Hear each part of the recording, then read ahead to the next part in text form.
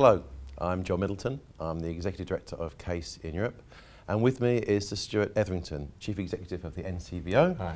And author of the report, Regulating Fundraising for the Future. Welcome, Sir Stuart. Thank you. Thank you for spending time talking to us and everyone watching online. So let's start. Just recap for us what led up to your report and also the recommendations that you made. Well, over last summer there were a number of media stories which were looking at quite bad practice amongst certain organisations in fundraising. And so as a result of that, the government asked me and a group of crossbench peers from the Conservative Party, Liberal Party and Labour Party to look at the regulation of fundraising. We looked at broadly two options. One was increasing statutory regulation and the other was beefing up, if you like, self-regulation. We decided on the latter. So it's essentially a co-regulatory structure that we've advanced and improving particularly fundraising regulation through creating a much more powerful fundraising regulator that would be supported by the fundraising sector. That's broadly what we recommended, structural changes to increase the strength of self-regulation. Lovely, thank you. And life's moved on now, hasn't it? So the fundraising regulator has been established. Lord Michael Grade as chairman and Stephen Dunmore as interim chief executive. So if you had advice for them about picking up on your report and taking it forward, what would it be? What would your advice be to them? I think it would be to move relatively quickly, to take responsibility for the code of practice, which is currently lodged with the Professional Association. That's not to say that there shouldn't be fundraisers involved in that, of course there should, but I think the regulator has to actually control that. I would make sure that a lot of charities are signed up. That could be individual charitable organisations or indeed universities. I would want them to try and lead the way in relation to this so that actually the regulator comes across as very effective very quickly and restores public trust and confidence. Final bit on that then is the CASE represents a whole range of schools, colleges and other bodies, museums, not bodies, all with an educational remit. So thinking about the recommendations that you made last year, but also the work of the regulator, have you got any advice for our members about what they should be doing in terms of the regulation of their fundraising? Yeah, I mean, there's a couple of developments that have taken place that relate to the regulatory environment, one of which is the fundraising preference scheme. And I would urge universities to become involved and colleges to become involved in actually trying to shape that. It's not defined in stone yet. The report will go to the fundraising regulator in the summer. The second is, I think, changes in European law, which relate to essentially opt-in or consent. Now that's going to have a significant effect. It wasn't really related to my review, but it occurred during the same time frame. So people have got to make sure that they've got very explicit consent to mail their donors, from their donors. It's putting the donor much more in the box seat. So I think people have got to start working on that now. Okay. Because my experience over 2015 towards the end was that when we asked for evidence about what universities and schools and colleges as well were doing, there was some fantastic practice that came through, and it struck me that this was an opportunity actually for the education sector to demonstrate the great things it was doing in terms of the practice of fundraising. Have you got any views on that? Yeah, I do. I mean, I think the university sector has been very good in relation to fundraising practice. It doesn't have the same mass fundraising that some other charities have had, which has actually been in some ways at the heart of some of these issues. What I'm not sure about with the universities is if they understand what this opt-in is going to mean for them. I'm sure a lot of universities have quite a lot of opt-ins because they've got an alumni and they will say that they want contact. But it's important that they check, and it's important that that people are clear about what they're required to do. So good practice, I think. And that's why I want to encourage the university sector to become involved on a much wider level. Sometimes it's seen as very separate. I think it's integral to good fundraising practice.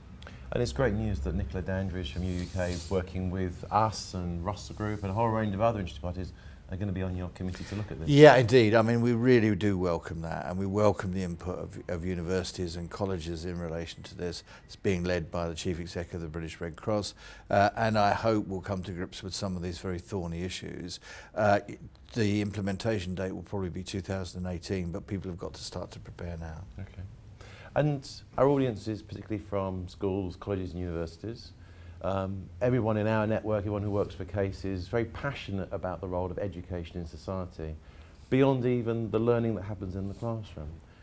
So what are your own education experiences and thoughts? Well, me too, really. I mean, I was saying earlier that I'd been to a number of universities as a consumer, if that's the right word, but I'd also had the privilege of chairing one. I chaired Greenwich University for 5 years, and of all the voluntary engagement that I've had, I found it one of the most rewarding, and it's really good to see them progressing. Education is terribly important in my life. I came from a fairly working class background, and it was education that actually enabled me to progress. And it went in the family room. My dad was a builder, and he ended up doing an OU degree. But I think the OU is one of the most incredible establishments that we've ever created. And are you still engaged in any of those bodies? Are you an active alumni anywhere? Not so much now. I mean, I do have hankerings after going back and chairing something, but I haven't been asked yet, so we'll see.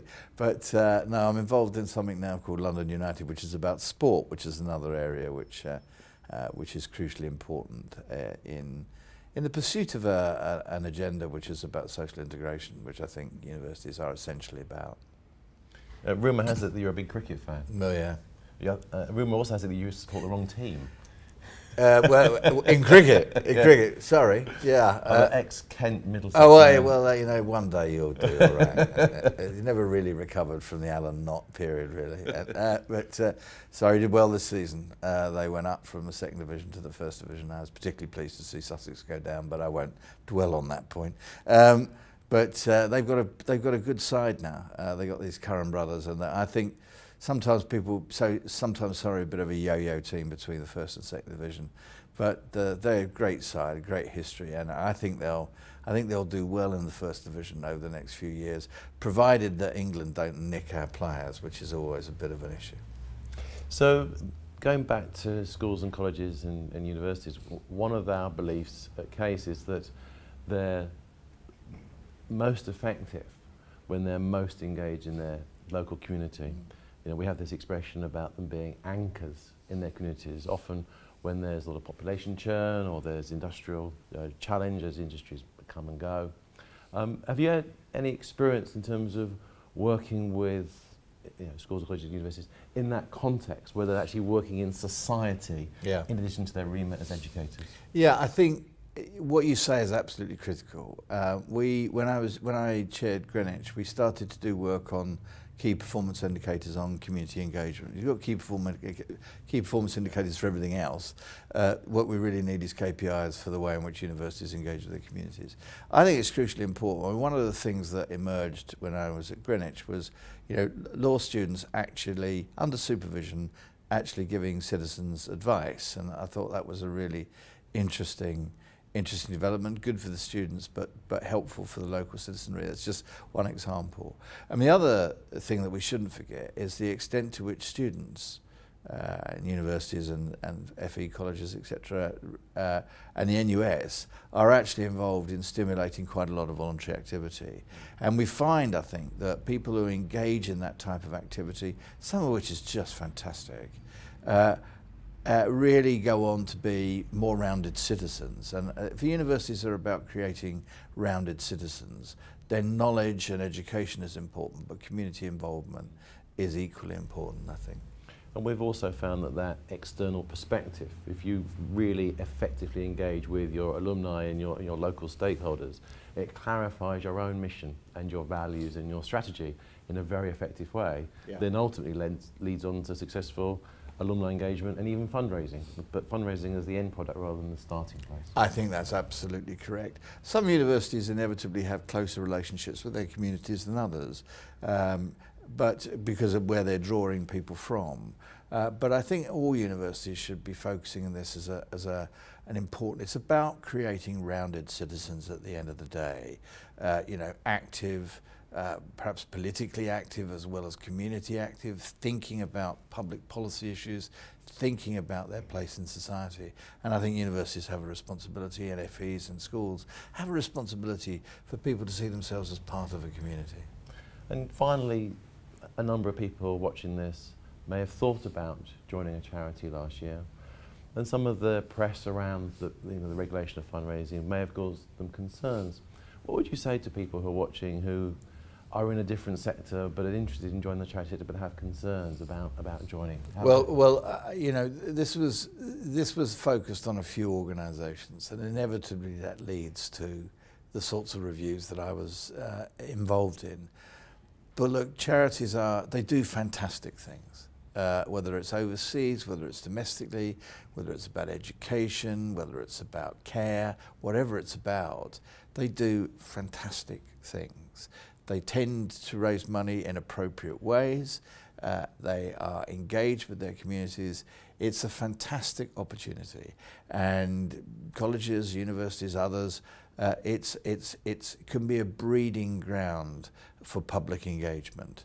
And I think charities are a vehicle for that. So I would urge people to not ignore, reflect on what was said over the summer, but get stuck in and do stuff. It's fundamentally important. So, Sir Stuart, thank you. And Thank you. I do hope you have the most fantastic summer holiday this year. Thank you.